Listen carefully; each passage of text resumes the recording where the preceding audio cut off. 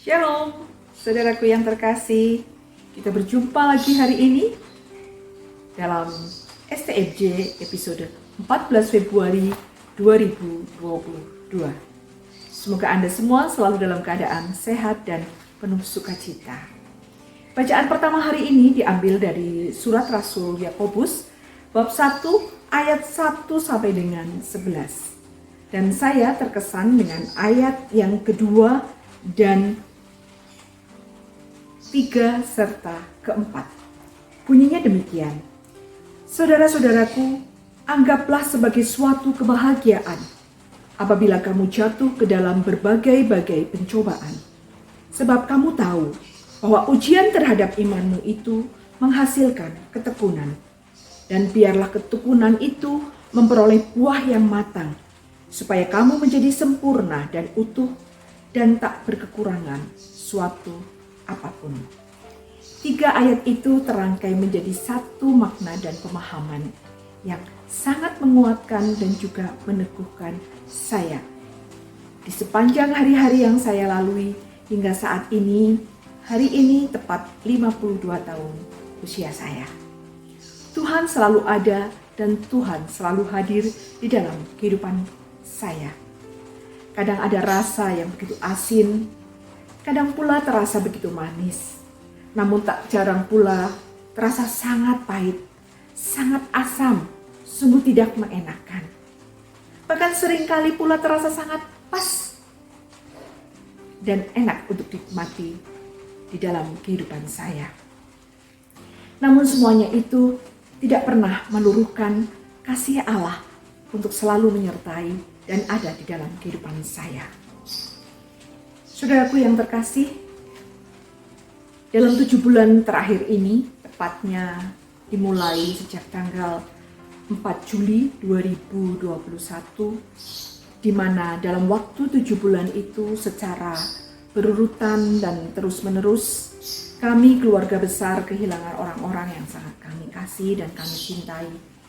Mulai dari oma saya, kemudian tante saya, dan yang ketiga beberapa hari yang lalu om saya juga meninggal kembali menghadap Tuhan Sang Empunya kehidupan.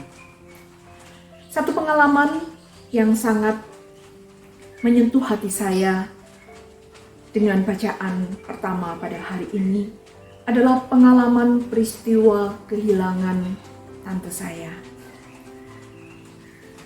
Tante saya selama masa pandemi ini tidak pernah bepergian kemanapun karena dia memiliki keterbatasan terutama dalam hal berjalan.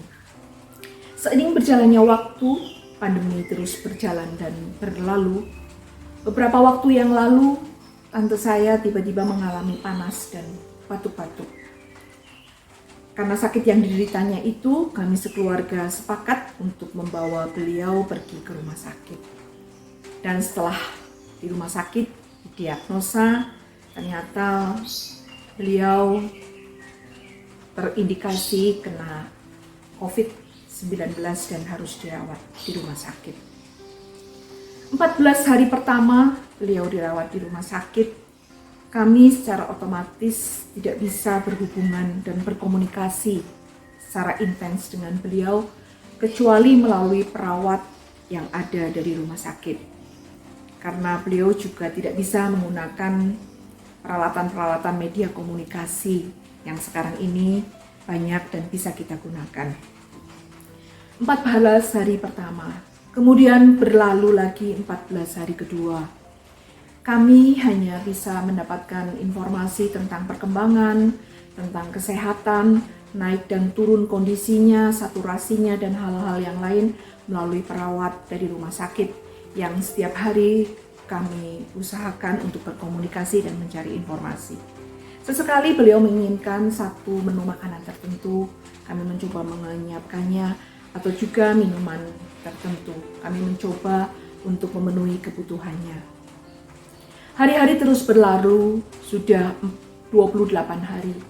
Hari-hari yang kami lalui sepanjang hari-hari itu sungguh sangat meresahkan, menakutkan, mengkhawatirkan. Yang ada hanya dalam diri kami adalah kegelisahan dan kegelisahan. Esok hari kami menantikan hari baru. Kami mencoba menanyakan syukur pada Allah. Tante saya masih bisa terus dirawat dengan baik. Dalam hari-hari itu, di dalam kegelisahan, dalam ujian, di dalam pencobaan kehidupan yang kami alami saat itu, kami hanya bisa berpasrah. Akhirnya kami bersepakat bersama-sama dengan seluruh keluarga besar untuk berdoa pada jam-jam yang sama. Pernah juga kami sekali berkumpul untuk bersama-sama berdoa rosario. Bahkan saudara kami yang selama ini mungkin tidak terbiasa berdoa rosario, kami juga ajak. Kami mau secara terus-menerus berdoa dan datang kepada Tuhan, hanya mohon belas kasihannya. Sehingga hari-hari kami lalui, akhirnya sampai hari yang ke-40.